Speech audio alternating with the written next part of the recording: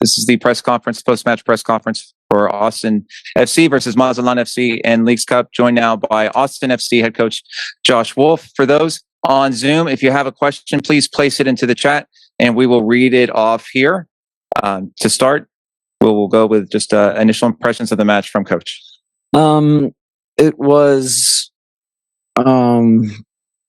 frustrating. The goals given up were frustrating. I think we do enough in the game to create a lot of chances, and quality decision making on our own part in and around the opposition's goal wasn't good enough. We lacked decisiveness, precision, and ruthlessness. Then the goals we give up, I think, are just quite soft. We have so many numbers in and around the box.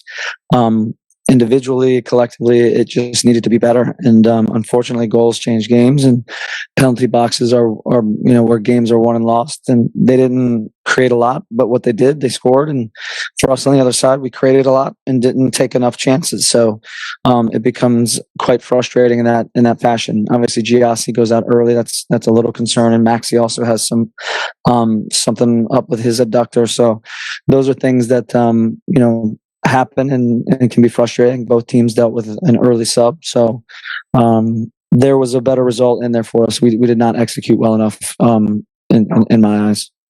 Thank you, Coach. We will now open up the room to questions. Go ahead, please. Coach, you touched on this a little bit, but the injuries that happened tonight, and then I know that we talked about in the press conference the possibility of Danny and Ducey being able to be available, either today or sometime soon. Can we get just kind of a rundown on that and how they're looking like, and if there's any word on the injuries that happened tonight? Giassi's is an adductor, so the likelihood is that's going to take some time. Maxi is in a similar space. I think he's just wearing down. Danny Pereira, again, it's an AC joint shoulder, so there's weakness. It's a sprain. Emiliano is still going to be 3+ weeks. Sebastian is just doing some individual work at the end of the week, and Leo Väisänen is going to be out for probably another 2 months. Johnny Gallagher had a busy week, so we were mindful of that. Alex Ring was in with the group this week, so there is the potential for him. But it's a lot of guys that have a pretty big role inside the group, so it is difficult. But regardless of that, we had enough opportunities to make more of the situation. So we let ourselves down. That the players that weren't available, that's its own little story. The guys that were out here, we had more than enough out there to get the result. And then just one more, I saw when he was coming off the field, Brad was pretty fired up. He threw off his towel and flung his water bottle. But I noticed that you had stopped him with a handshake and kind of just said some words to him. What was that conversation like? And was there anything that he said to you that, you, I guess, kind of just agree with his sentiment? No, he was frustrated. I think he was just showing how frustrated he was. Jorge. Josh, we lost with the worst team of Mexico.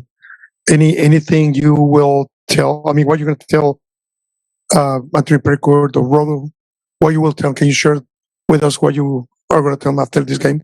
I think we had plenty of opportunities there to grab a result in this. We created plenty of chances, plenty of situations, and I'm not going to talk about the players that aren't there. They're pretty important ones, but the guys that were there had a chance to get the job done. We didn't, and that's where we're at. We have another game, and we can continue to advance in the tournament. So we'll look to the next game.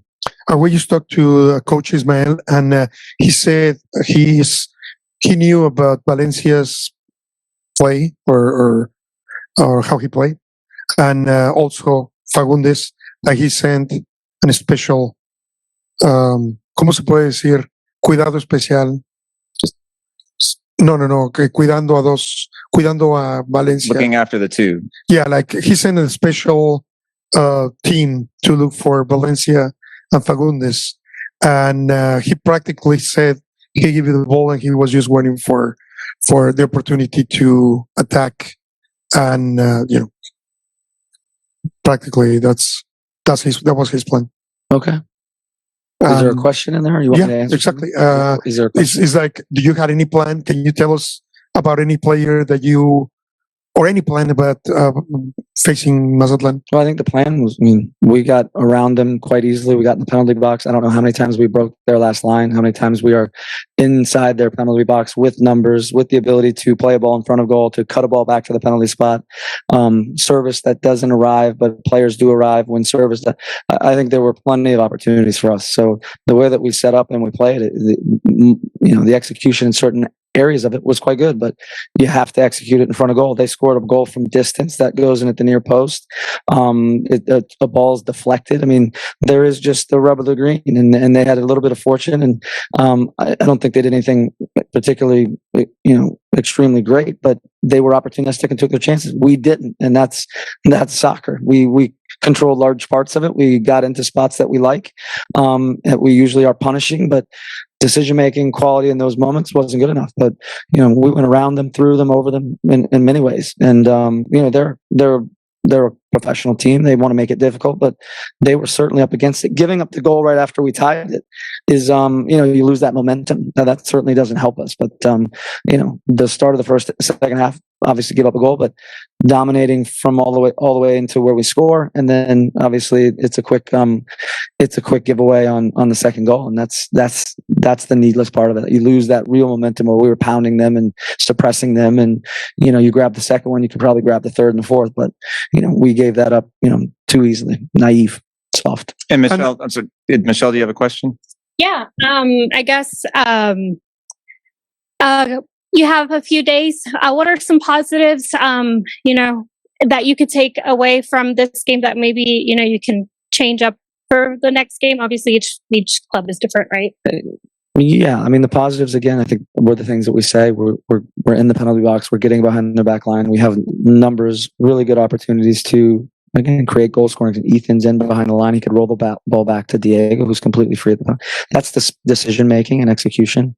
Owen's running behind the line and Diego's running. And, if he leaves it for Diego, Diego's heading the ball open to a forward that's literally wide open on his own in front of goal. So the opportunities are there, the results will help drive a narrative, but we have the opportunities to take them. We did not take them. And, the people that weren't there, so be it. The people that were there have the opportunity to take the opportunity. And we didn't do enough with the opportunity. It was there to be done. And we didn't score enough goals or weren't clean enough and show enough quality, poise, and, ruthlessness when given the chance. And we have a question now on Zoom from John Lupo. What was more disappointing, your inability to finish your chances or the way the defense played? That's the question from John Lupo. It's a fair question. The defending is frustrating. We have 6 or 7 guys. They have 3 guys on the first one. We win the first one. We dive in at the top of the box, and the second one, it gets shot from 18 yards maybe. The second one is a diagonal. We don't need to, Ethan gets played over. The back line again can narrow.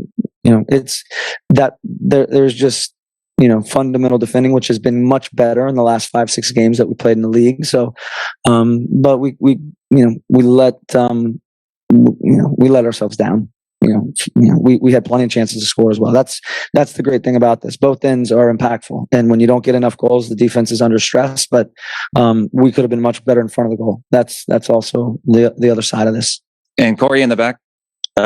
First one, Josh. I know you keep talking about opportunities and the things you miss in front of the goal. Why? Why do you think that is from the guys on the pitch? And yeah, we scored a lot of goals in our last 6-7 games. We've multiple goals in majority of our last 10 games. Creating chances. Tonight again, we're there. I think a little more quality in those moments, a little more poise and calm with the decision or finalizing the action. I don't think it's anything more than that. And on some nights you take 3, 4, 5, and some nights you take 1, and it's frustrating. And on the other side of it, we give up 3 very needless soft goals. And it's certainly frustrating, but again, the positives are we continue to find ways to create. I think the fluidity, the pace of the game, we need to drive. The speed of our play at times has to be much quicker to take our advantages in the first phase and in the second phase, and certainly into how we finalize attacks. But having said that, we still did enough to get more goals out of this game and put us in a better position to get a better result. Yeah, and you're using words like soft, lack of ruthlessness. Yeah. Is that something that you've been trying to tell your team over the past couple of weeks about getting that type of? Yeah, I think we've been good. I think that's been, it's a little bit of a step, in the other direction. I think the last 6-7 games, the character, the grind, the dig, and the ability to grab results, to dominate, and Dallas and Houston, and to put away a Minnesota. That's being ruthless. That's being collective. That's being buttoned up at both ends of the at both ends of the park. And it's every week is a different opponent, a different challenge, and we obviously have different personnel on the field. So those are all part of the challenges. But we have plenty of opportunities in this game to do ourselves more good than we did, and we did. And on the defending side, there's moments there, but both ends of the field, both boxes. All right, final question, Jorge. Josh, we're going to have 1 week, or you're going to have 1 week to recover the team, and you're going to have the advantage of know the result. Yeah. How to face Juarez FC? Yeah, we'll see how people recover from this. It'll be nice to see where is Sebastian, where is Pereira, where is Alex. Obviously, we'll have to see where Giassi and Maxi are.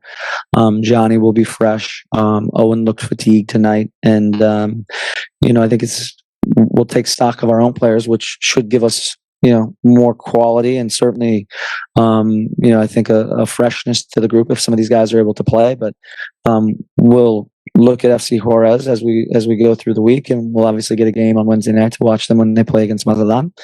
And we know, depending on that result, there'll be various things that can happen. So we'll have to be mindful of that. But we know we have to win the game, so that doesn't change. Thank you very much, Coach. This concludes our post-match press conference between Austin FC and Mazatlán for Leagues Cup. Thank you, Coach.